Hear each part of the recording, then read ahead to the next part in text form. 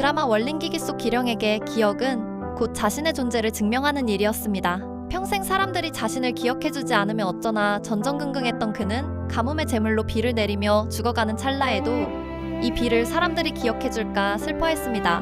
그 고독이 너무나 깊어 몸에서 냄새를 내는 적찬이라는 존재를 만들어낼 정도였고, 여겁에게는 자기가 죽으면 묘비석에 기억할 길을 새겨달라는 말을 남기기도 했죠. 그에게 누군가에게 기억된다는 것은 자신의 존재에 의미를 부여하는 아주 특별한 일이었습니다. 하지만 마지막 화에서 그는 시공간 너머 자신을 모르는 로무이를 만났을 때 스스로를 기억할 기가 아닌 붙일 기를 쓰는 기령이라 말하고 주저없이 모두의 기억에서 잊혀질 새로운 세계로 향하는데요. 그래서 기령이 그렇게나 간절했던 기억을 스스로 내려놓은 이유에 대해 4가지 생각해보았습니다.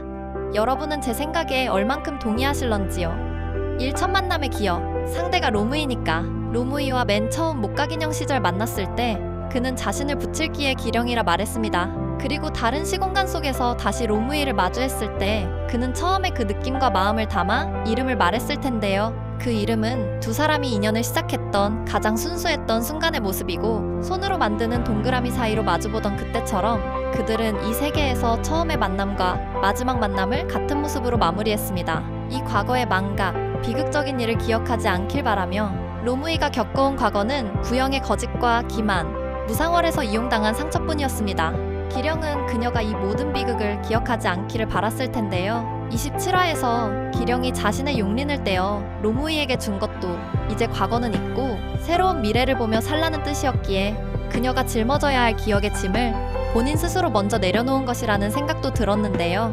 로무이의 기억 속에서 기령은 따뜻하고 좋은 추억이겠지만 그로 인해 함께 따라오게 될 슬픈 과거들까지 모두 잊기를 바랐던 마음이었을 듯 합니다.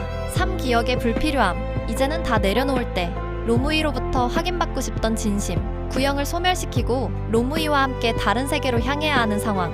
기령은 이제 누군가에게 기억되는 것이 더 이상 자신에게 큰 의미가 없다는 것을 스스로 인정합니다. 시공간의 문을 열며 기령은 로무이에게 두렵지 않냐 묻고 로무이는 두렵지 않다 답하는데요. 기령의 이 질문은 겉으로는 기억을 잃고 백지 상태로 시작할 로무이의 두려움을 묻는 것이었지만 사실은 평생을 잊혀짐과 싸워온 그였기에 건넬 수 있었던 가장 깊은 배려였다는 생각이 듭니다.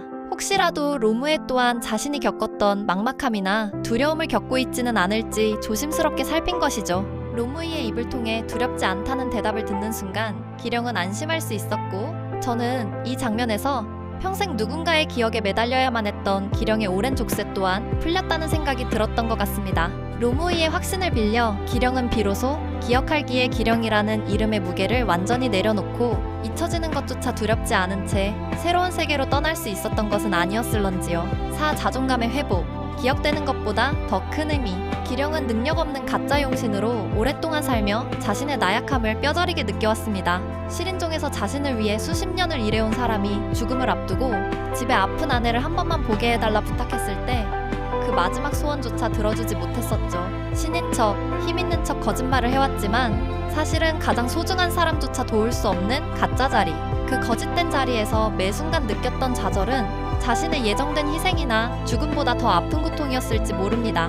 무너진 자존감 속에서 생의 의지조차 잃을 수밖에 없었던 기령. 하지만 기령은 결국 구형을 없애는 임무를 완수했습니다. 자신이 예상했던 아무도 모르게 희생되는 방식이 아닌 마지막 순간 6가지 용신의 힘을 이용해 진짜 신이 되죠. 저는 이 부분에서 기령에게는 타인에게 기억되는 것보다 스스로에게 떳떳한 존재가 되었다는 사실이 더 큰 의미였을 것이라는 생각이 들었는데요. 기령은 마지막에 스스로에 대한 자존감을 회복하며 무능력한 가짜 용신에서 벗어나 진짜 마음의 자유를 얻었고, 자신의 존재가 기억되길 바랐지만 결국 로무이를 위해, 세상을 위해 자신은 기억되지 않는 것이 가장 좋은 결말임을 받아들인 것이란 생각이 듭니다.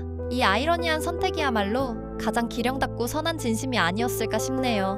이 드라마는 기령에게 기억이라는 화두를 끊임없이 던졌고, 그러한 기억에 대한 간절함은 그의 모든 비극과 슬픔이 되었습니다. 하지만 마지막에 그는 그 또한 집착이고 더 이상 필요 없다는 것을 깨닫게 되었고, 시공간 어딘가에서 로무이가 이 모든 고통스러운 일들을 기억하지 않고 살아갈 수 있도록 자기 자신조차 그녀에게 기억되어야 할 존재가 아니길 바랐던 것이 기령이 남긴 마지막 진심이 아닐까 싶네요. 결국 기령은 기억되기를 바라던 존재에서 누군가를 위해 스스로 잊히기를 선택한 존재가 되었다는 그 선택이 아마 이 드라마가 말하고 싶었던 조용하면서도 깊은 희생과 사랑이었다는 생각이 듭니다. 이번 영상에서는 원림기기 결말에서 기령의 기억과 관련된 내용을 정리해봤습니다.